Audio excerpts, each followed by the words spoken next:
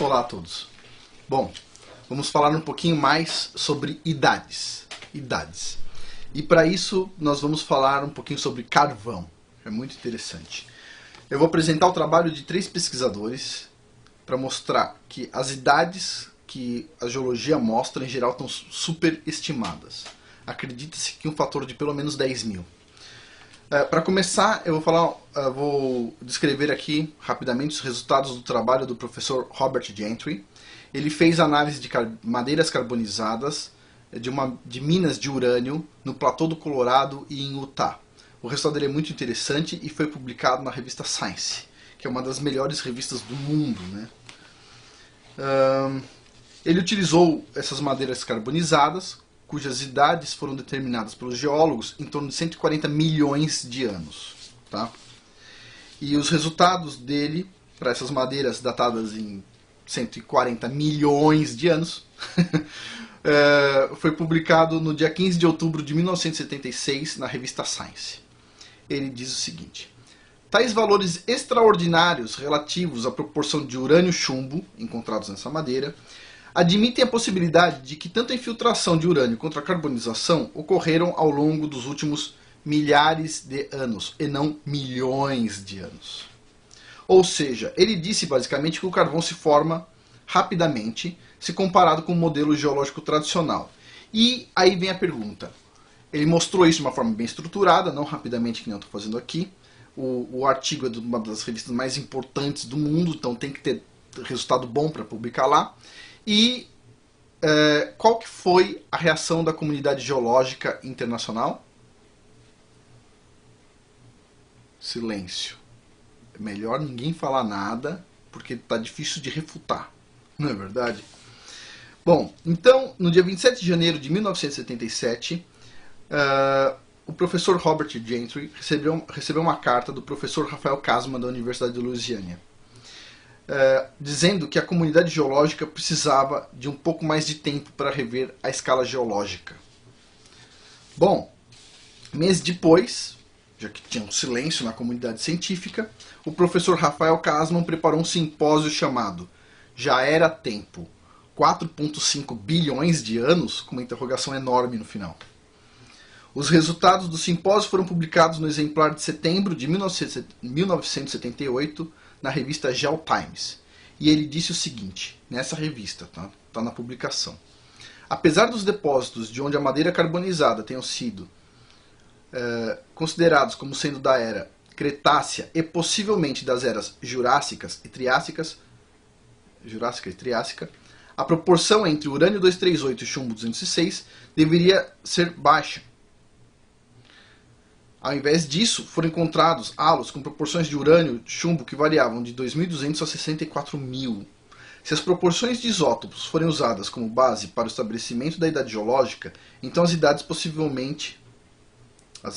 atualmente aceitas podem estar elevadas a um fator de 10 mil, admitindo a possibilidade de que as idades da formação devam ser medidas em milênios e não em milhões de anos ou bilhões de anos.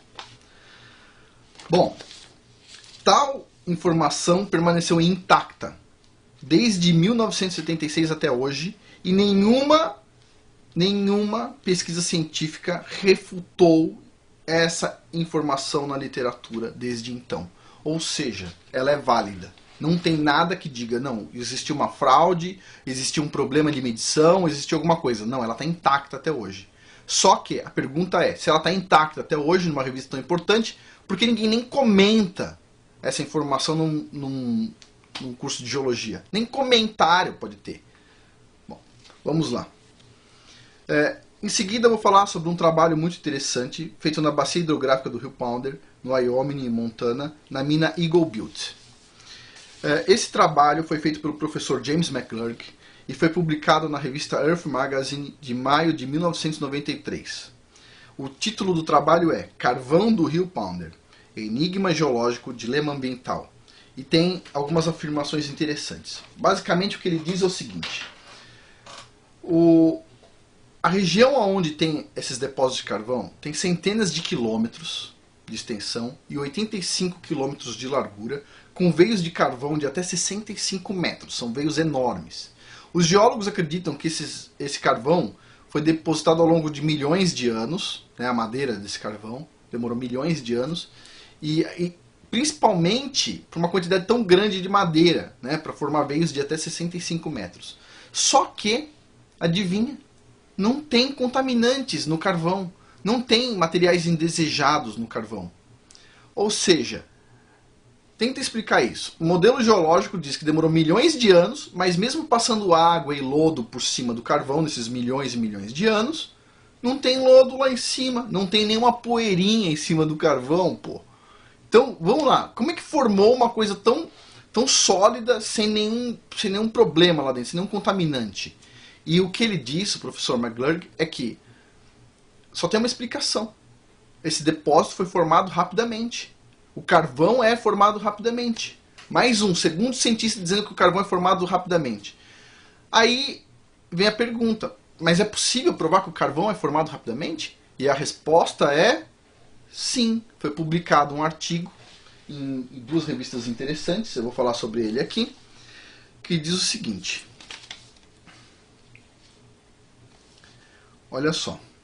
O artigo foi publicado na revista Chemical Engineering News, no dia 21 de novembro de 1983, e mostra como a equipe do laboratório Argonne criaram um carvão sintético em 8 meses. Esse resultado foi replicado na revista Nature, de 28 de março de 1985, na página 316, para as pessoas que ficam reclamando que eu não ponho referência. Leia-se o seguinte, nessa página, na revista Nature, a melhor do mundo. Winners e seus colegas do Laboratório Nacional Argonne levaram menos de um ano para preparar um carvão sintético inteiramente caracterizado. Esse carvão não pode ser distinguido de um carvão verdadeiro com todas as técnicas aplicadas até o momento. Na verdade, o carvão foi feito em 8 meses. 8 meses é possível você fazer carvão. Uau! 8 meses. Então, vem a questão. Os milhões e milhões e milhões de anos viraram 8 meses. Então, quer dizer, o geólogo diz que precisa de milhões de anos para formar o carvão. E, de repente, eles descobrem que precisa de 8 meses. Ah, interessante. Eles dizem que o carvão tem 140 milhões de anos de idade. De repente, o geólogo vai lá, faz a medida e tem quanto? Alguns mil anos de idade. 3.000, na verdade. Bom, o que eu vou falar aqui? O professor Robert Gentry, ele acredita que a Terra tem 6.000 anos e ele acredita que o principal evento geológico que aconteceu no planeta foi o dilúvio. Tá? E eu vou explicar o porquê. Não é só ele que acredita que a Terra tem 6.000 anos. Tem o professor McGlurk, tem o professor Rafael Kasman, tem o professor, esse outro professor que eu falei agora, o do carvão, que eu acabei de esquecer o nome por algum motivo, Robert Gentry, que está falando de 3. Eu acredito que tem 6.000 anos. Minha esposa, que é geóloga, geocronóloga, acredita que tem 6.000 anos. E eu posso montar uma lista enorme. Eu até pensei em montar uma lista de geólogos que acreditam que a Terra tem 6.000 anos para, rebater um pouco esse negócio dos 4,5 bilhões de anos. Mas a verdade é que não importa. O pessoal vai ensinar exatamente o que eles querem. Eles vão forçar a barra sempre. Não importa se 100% dos geólogos acreditarem que a Terra tem 6.000 anos. O que vai ser ensinado é que ela tem 4,5 bilhões de anos e que a escala geológica é XPTO. Acabou, não tem discussão. Agora, por que é assim? Eu não tenho a menor ideia. Mas eu vou fazer um vídeo sobre doutrinação e vocês vão entender o porquê as teorias são selecionadas. Elas não são apresentadas de forma geral, mas elas são selecionadas. Mas antes disso, eu vou precisar falar na próxima série de vídeos sobre a tectônica, porque eu sei que vai ter muitas dúvidas sobre como os modelos geológicos funcionam numa Terra com apenas 6.000 anos. Vocês vão gostar pra caramba, porque tem muita informação sobre tectônica. Vão ser 4 vídeos, 4 modelos geológicos, e o antigo, o atual, o que vão colocar de forma errada e o correto.